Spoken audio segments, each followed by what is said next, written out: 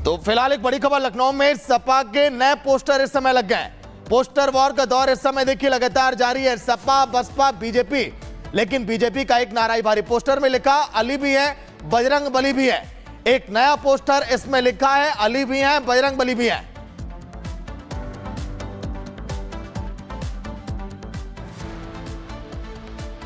UP में poster वार रुकने का नाम नहीं ले रहा है।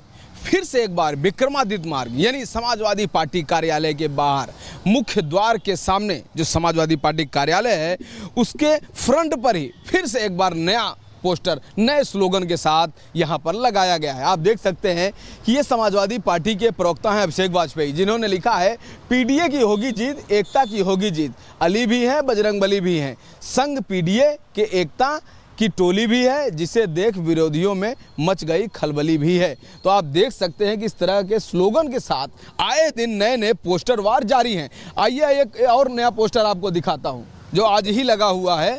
अब आप देखिए, ये समाजवादी पार्टी का कार्यालय है, ये प्रदेश कार्यालय है और इसी के बगल में ये देखिए जुड़ेंगे तो बढ़ेंगे। अब आप देख रहे हैं ना, ये बड़ा सा पोस्टर जो है मृत्युंजय यादव जो समाजवादी पार्टी के कार्यकर्ता हैं इन्होंने लगाया है, जुड़ेंगे तो बढ़ेंगे, नए स्लोगन के साथ। डेली ये छोटे छोटे स्लोगन के साथ डेली पोस्टर वार जारी है। उत्तर प्रदेश में विधानसभा का उपचुनाव होना है, 9 सीटों पर उपचुनाव होना है, 20 तारीख को मतदान है और उसके बाद नतीजे आएंगे। लेकिन उसके पहले जिस तरह से पोस्टर वार जारी है, चाहे वह समाजवादी पार्टी के नेता हों या सहयोगी इनके दल हों या भारतीय जनता पार्टी की तरफ से भी इसका जवाब दिया जाता है। लेकिन इसकी आवश्यकता क्यों पड़ी? मुख्यमंत्री योगी आदित्यनाथ का एक बयान मुख्यमंत्री का ऐसी खलबली मचा दी है कि किसी के पास कोई जवाब भी नहीं है। मुख्यमंत्री ने कहा था कि बटोगे तो कटोगे। आज उसी के काट में लगातार प्रतिदिन नए नए स्लोगन के साथ बैनर पोस्टर लगाए जा रहे हैं, लेकिन सटीक जवाब अभी भी नहीं दिया जा चुका है। देखो, ये छोटा इश्यू नहीं है। आपको उत्तर प्रदेश, मध्य प्रदेश, छत्तीसगढ़, पश्चिम बंगाल, उड़ीसा, महाराष्ट्र, गुजरात, हरियाणा, ऐसे अलग अलग बैलेंस शीट में से पैसे आए हैं। 4 दिन के अंदर आए हैं। बोगस अकाउंट खोल के पैसे ट्रांसफर होके अलग अलग महाराष्ट्र के कोने कोने में हवाला के द्वारा भेजे गए। तो ये छोटा हो ही नहीं सकता। ये सिराज और मोइन दो अकेले कर ही नहीं सकते। इसका अर्थ यह है, ये बड़ा रैकेट है, वोट जिहाद का रैकेट है। वहीं महाराष्ट्र की चुनावी लड़ाई अब उस मोड़ पर आ खड़ी है जहां पर बात अब धर्मयुद्ध तक आ चुकी है।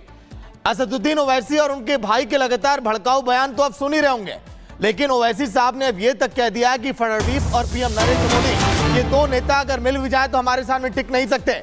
देवेंद्र फडणवीस का लेकिन ओवैसी पर पलटवार भी अब सामने आया है, जो उन्होंने बयान दिया है। देवेंद्र फडणवीस ने बयान दिया कि राजाकारों के वंशज हैं। इसके साथ ही साथ देखिए, जब ओवैसी रोड शो कर रहे थे उस दौरान देखिए, जब बाद में उन्होंने बयान दिया, फडणवीस भी रोड शो के दौरान पलटवार किए। राजाकारों के वंशज हैं ओवैसी, फडणवीस ने कहा, और इस तरह की राजनीति से उन्हें कुछ भी फायदा नहीं पहुंचने वाला। ऐसा है, ये रजाकारों के वंशज हैं, जिन रजाकारों ने हमारे तमाम मराठवाड़ा के लोगों पर अत्याचार किए, जमीनें लूटी, जिन्होंने हमारी महिलाओं की अस्मत को लूटने का प्रयास किया, हमारे परिवारों को तहस नहस किया, ये उनके वारिस है। ये किस मुंह से हमसे बात करेंगे? तो देखिए, महाराष्ट्र चुनावों में इस वक्त पूरी कोशिश हो रही है वोटर्स को अपने पक्ष में करने की, और इसीलिए वार प्रत्यावार का दौर तेजी के साथ आगे बढ़ता नजर आ रहा है। वादे भी किए जा रहे हैं, लेकिन अब देखना यह होगा कि जनता किसके वादों पर विश्वास जताती है, लेकिन कैसे जनता को अपने पक्ष में लाने की कोशिशें हो रही, कौन से अहम मुद्दे, एक रिपोर्ट दिखाते हैं।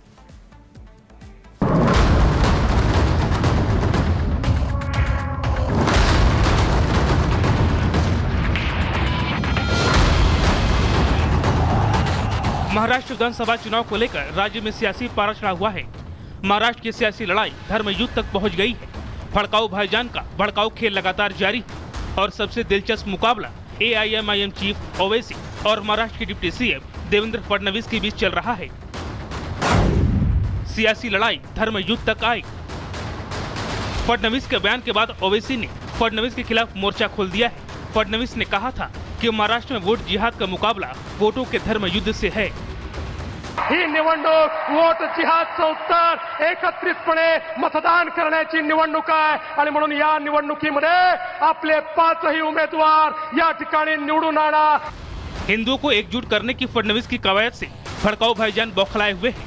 उन्होंने अब फडणवीस के खिलाफ मोर्चा खोल दिया है। ओवैसी इस कदर भड़के हुए हैं कि अब बदजुबानी पर उतर आए हैं। ओवैसी मुगलों की शान में कसीदे पढ़ रहे हैं, फडणवीस को इतिहास पढ़ा रहे हैं।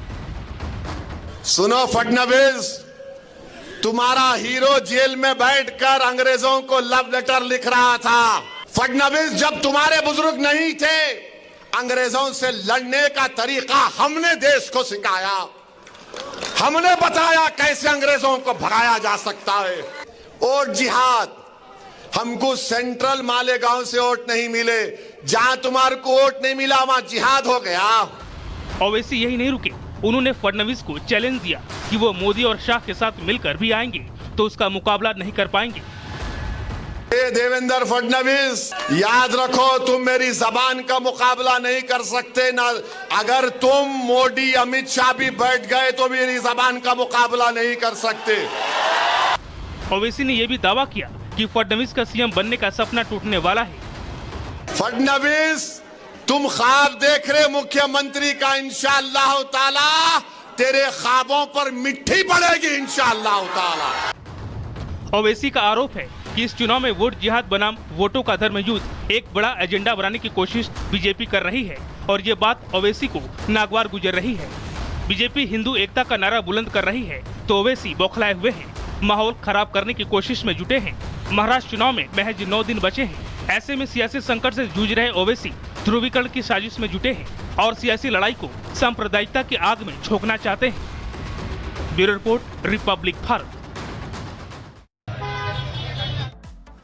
तो देखिए, फिलहाल चुनाव को लेकर हलचल इस समय जोरों पर है, लेकिन असदुद्दीन ओवैसी इस समय घबराए हुए हैं, परेशान हैं और उनकी बौखलाहट साफ तौर पर दिखाई दे रही है। और इसीलिए बीजेपी भी लगातार चुटकी ले रही है, क्योंकि देवेंद्र फडणवीस ने सनातन को एकजुट करने की बात कह दी।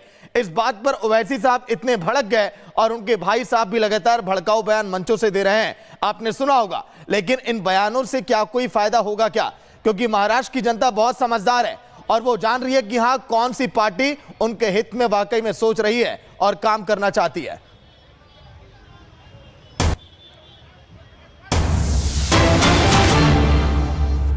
तो फिलहाल एक बड़ी खबर लखनऊ में सपा के नए पोस्टर इस समय लग गए। पोस्टर वॉर का दौर इस समय देखिए लगातार जारी है। सपा, बसपा, बीजेपी, लेकिन बीजेपी का एक नारा भारी पोस्टर में लिखा अली भी है, बजरंग बली भी है। एक नया पोस्टर इसमें लिखा है अली भी है, बजरंग बली भी है।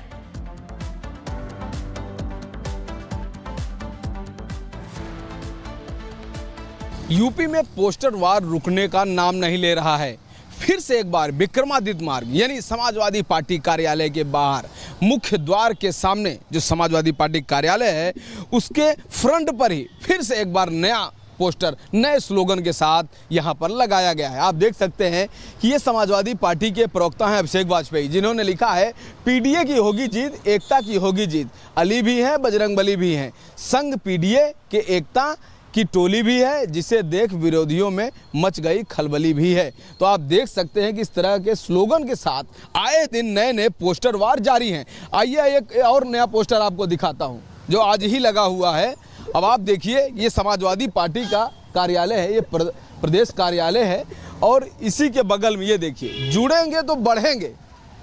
अब आप देख रहे हैं ना, ये बड़ा सा पोस्टर जो है मृत्युंजय यादव जो समाजवादी पार्टी के कार्यकर्ता हैं इन्होंने लगाया है, जुड़ेंगे तो बढ़ेंगे, नए स्लोगन के साथ। डेली ये छोटे छोटे स्लोगन के साथ डेली पोस्टर वार जारी है। उत्तर प्रदेश में विधानसभा का उपचुनाव होना है, 9 सीटों पर उपचुनाव होना है, 20 तारीख को मतदान है और उसके बाद नतीजे आएंगे। लेकिन उसके पहले जिस तरह से पोस्टर वार जारी है, चाहे वह समाजवादी पार्टी के नेता हों या सहयोगी इनके दल हों या भारतीय जनता पार्टी के तरफ से भी इसका जवाब दिया जाता है। लेकिन इसकी आवश्यकता क्यों पड़ी? मुख्यमंत्री योगी आदित्यनाथ का एक बयान मुख्यमंत्री का ऐसी खलबली मचा दी है कि किसी के पास कोई जवाब भी नहीं है। मुख्यमंत्री ने कहा था कि बटोगे तो कटोगे, आज उसी के काट में लगातार प्रतिदिन नए नए स्लोगन के साथ बैनर पोस्टर लगाए जा रहे हैं, लेकिन सटीक जवाब अभी भी नहीं दिया जा चुका है।